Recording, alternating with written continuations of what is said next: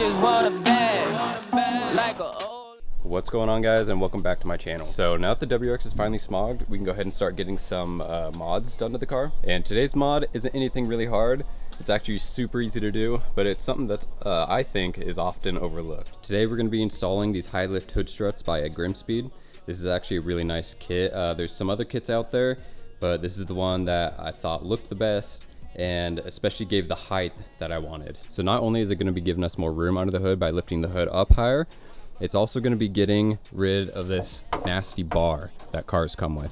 It's definitely a small thing, but not having that bar on the front of the car when you're working on the car, especially when it's on the turbo side, is actually a huge improvement. It makes things quite a bit easier. Plus the overall function of the high lift hood struts, it's way easier to open the hood, it's easier to do services, and I think it just looks better. So this GrimmSpeed kit is really easy to install.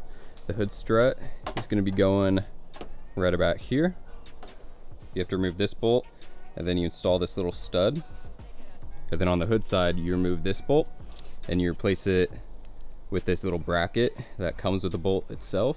And then this side of the strut is threaded, so it threads into the little adapter. So it's a really easy, fast mod, but like I said, I think it really changes the functionality and even the look of the car.